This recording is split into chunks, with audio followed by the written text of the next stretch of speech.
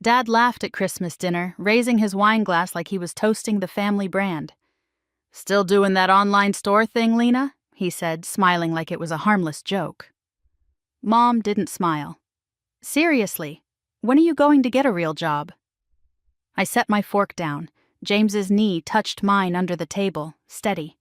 Across from me, my sister Harper glowed, confident, beloved by default. Her fiancé, Miles, angled toward her, champagne already in hand. "It's work," I said. "I'm fine." Dad made a dismissive sound.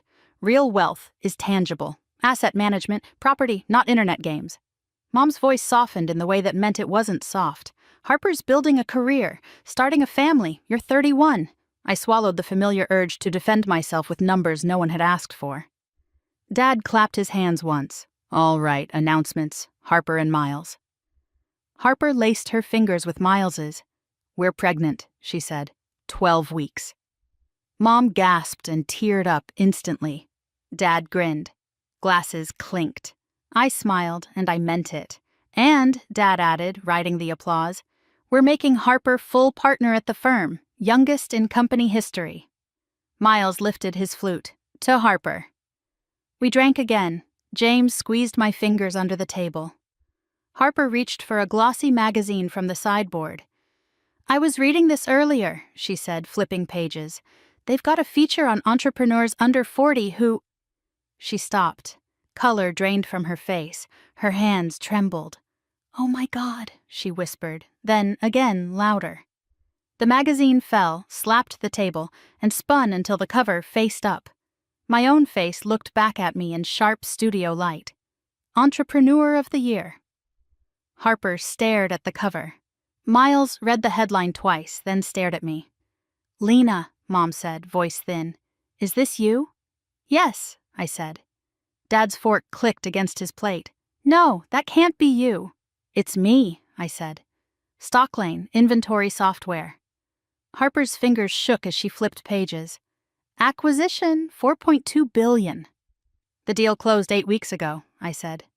"Cash and stock." Dad shoved his chair back. "How could we not know?" I kept my voice steady. "You never asked past the joke." Mom's hand flew to her throat. "We thought it was just a hobby," I finished. 53 people worked there.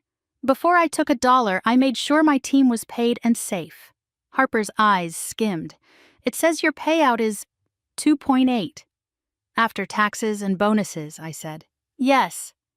James's hand closed over mine under the table, a quiet anchor. Dad's face reddened. "You should have told us."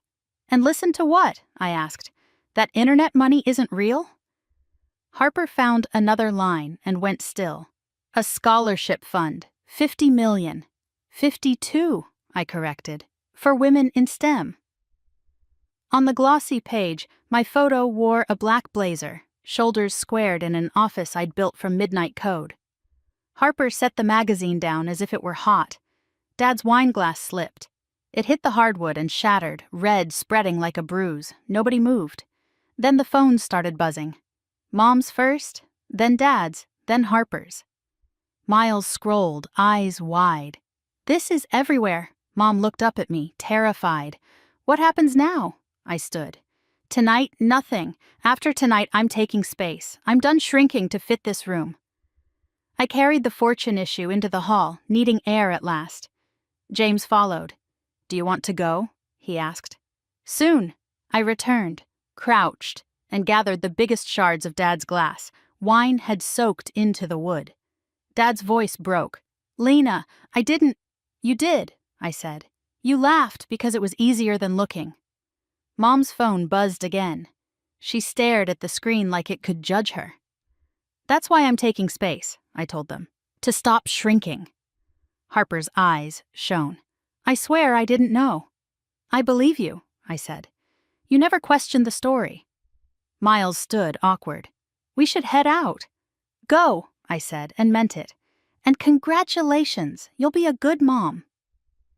After they left, Dad sat with the magazine open like a ledger. "Why didn't you tell us?"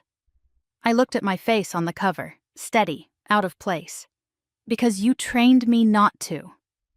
The next morning I sent one email. "I love you. I need time. No calls, no surprise visits. If you want me in your life, learn to ask without turning my answer into a joke.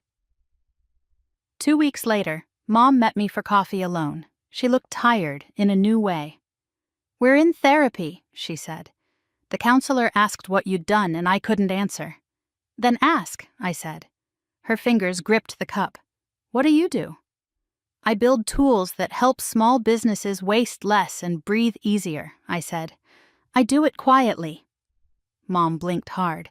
"I'm proud of you." It didn't erase anything, but it was the first sentence that didn't try to make me disappear. And for once, that was enough.